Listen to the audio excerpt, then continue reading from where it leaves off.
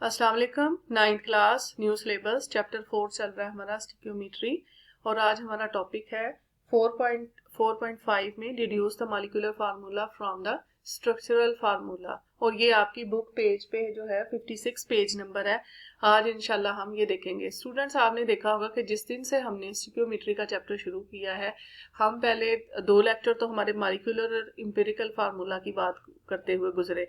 तो आज हम जो है वो स्ट्रक्चरल फार्मूला से मॉलिक्यूलर फार्मूला जो है वो उसको अक्स करेंगे, उसको निकालेंगे, उसको जो है वो ढूंढेंगे। ठीक है, let's start students in detail कि ये मॉलिक्यूलर फार्मूला जिसकी हम पहले भी बात कर चुके हैं, किसके हिसाब से हम एम्पिरिकल फार्मूला में, एम्पिरिकल फार्मूला हमारे पास जो था वो एक्चुअल जो था वो सिंपलेस्ट रेशो था, और मॉलिक्यूलर फार्मूला हमारे पास क्या है, एक्चुअल नंबर, वो जो उसमें नंबर ऑफ एटम्स उसमें प्रेजेंट है मॉलिक्यूल में, रियल पिक्चर जो है वो हमें दिखाता है। ठीक है, और it is typically represented as CxH2O। और अगर मैं आपको इसकी यहाँ एग्जांपल एक पास ही इसके लिख दूं C6H12O6, तो यही थी एक्चुअली हमारे पास, ये हमारे पास मॉलिक्यूलर फार्मूला है और हमारे पास ये है इसका एम्पिरिकल फार्मूला।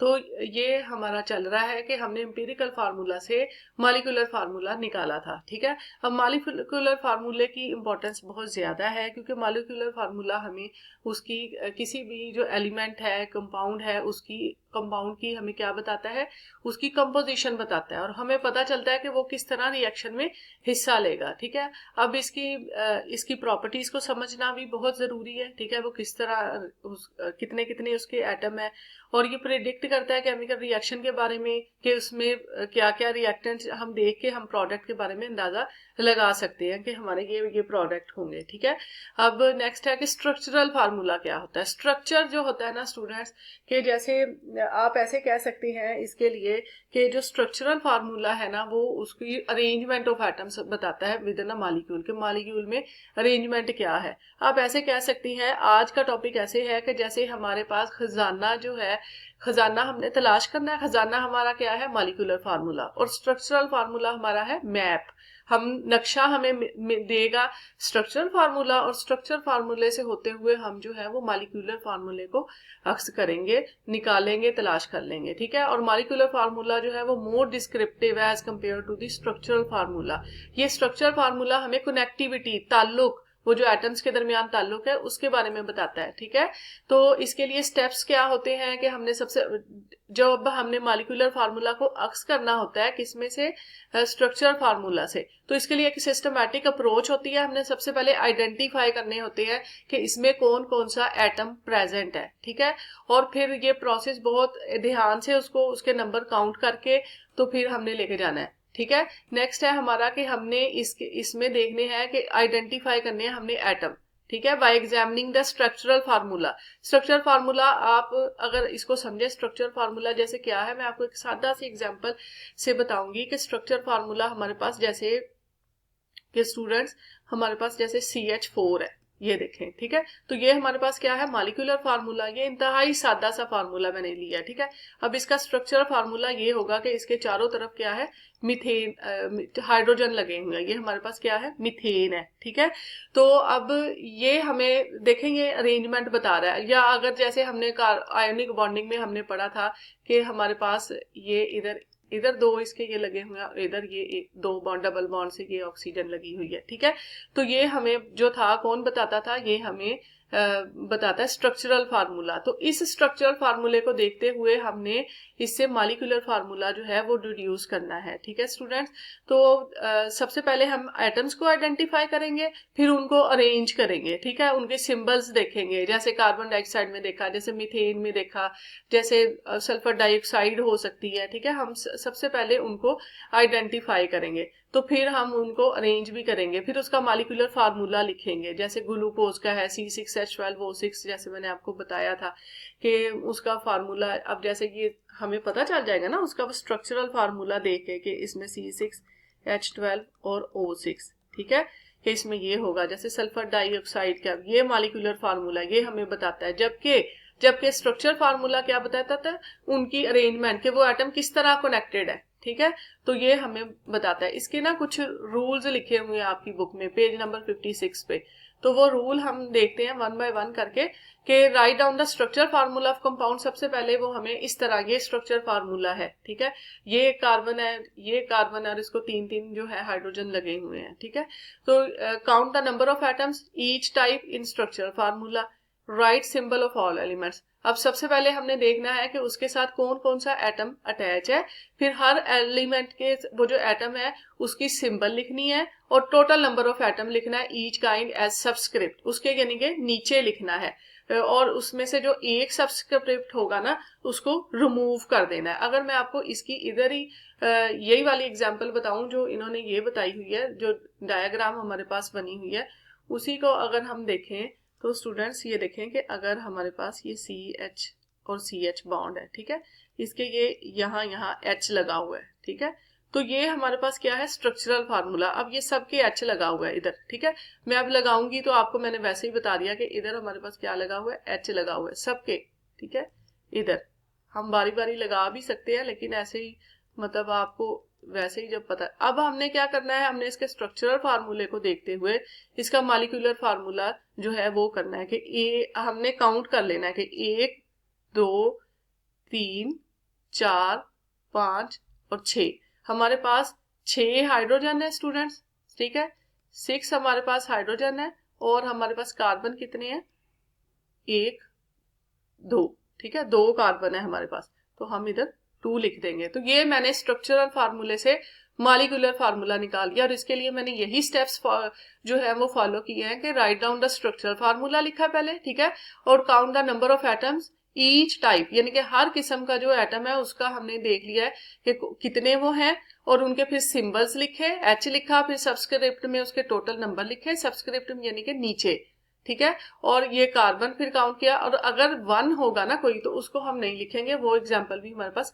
आगे आ जाएगी। मजीद ये जो ना आपकी बुक वाली एग्जाम्पल्स हैं वो हम करेंगे, आपकी बुक वाली एग्जाम्पल मैंने आगे स्लाइड में डाली हुई है, ये हमें उन्होंने सल्फ्यूरिक एसिड दिया है, ठीक है, H2SO4 का हमने उन्होंने स्ट्रक्चरल फार्मूला दिया है, ये मैंने खुद से लिखा हुआ है, ये वाला हमें हमारी आपकी बुक में दिया हुआ है, ठीक है। उन्होंने कहा कि इससे आप डिड्यूस करें कि इससे हमें इसका ये मॉलिक्यूलर फार्मूला जो है वो निकाल के बताएं, ठीक है।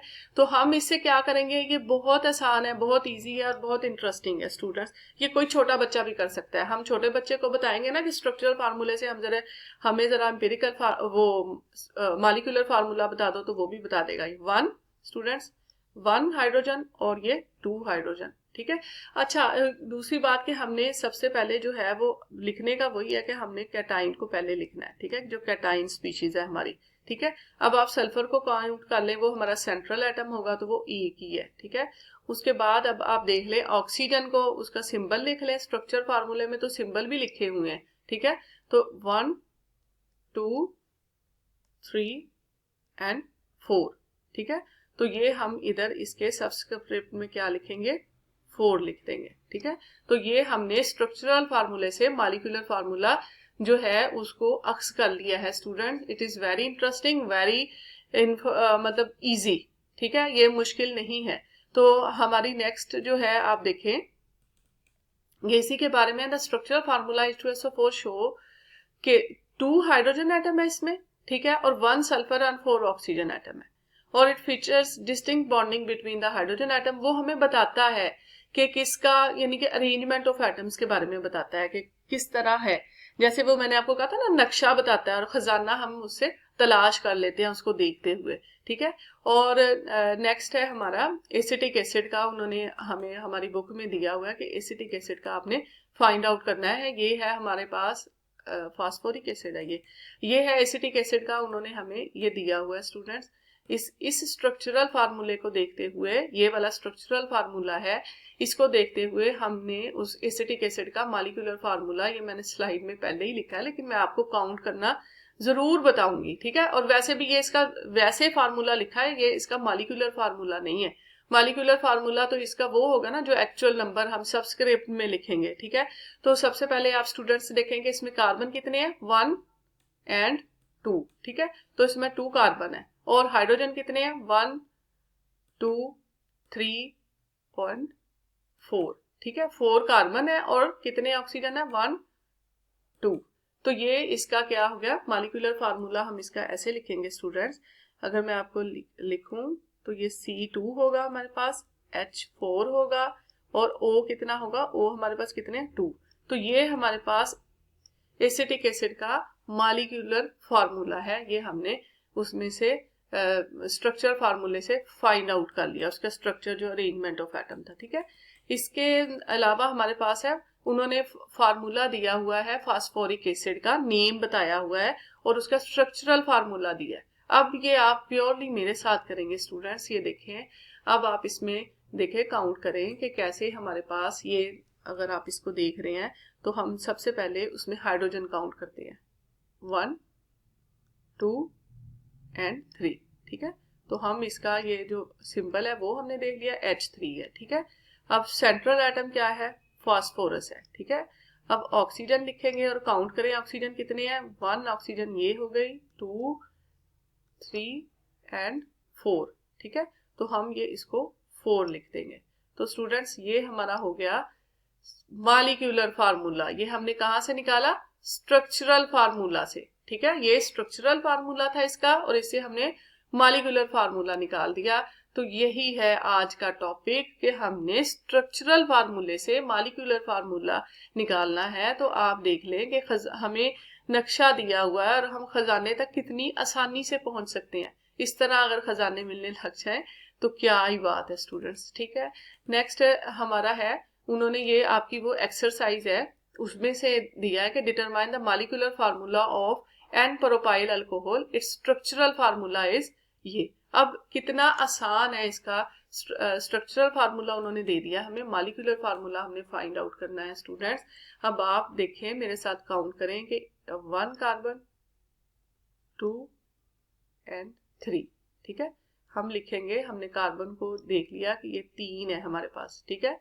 हाइड्रोजन हमारे पास कितने हैं, H हमने काउंट किए थे, कितने हो गए हमारे पास H, 5 6 7 8 हमारे पास H हो गया और एक ऑक्सीजन है, ठीक है।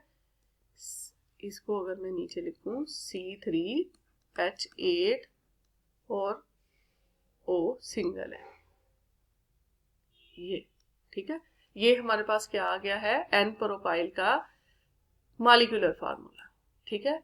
तो this is how we can deduce the molecular formula from the structural formula, ठीक है। This is very easy. Next है हमारे पास calcium carbonate, it's structural formula हमें गिवन है, हम इसमें से इसका वो निकालेंगे कि इसका मॉलिक्यूलर फार्मूला क्या होगा। वेरी क्लियर है। हम सबसे पहले क्या लिखेंगे, कैटाइन को लिखेंगे, हम सबसे पहले कैटाइन को लिखेंगे। इधर हम लिखे स्टूडेंट्स C, कैटाइन लिख लिया हमने, ठीक है।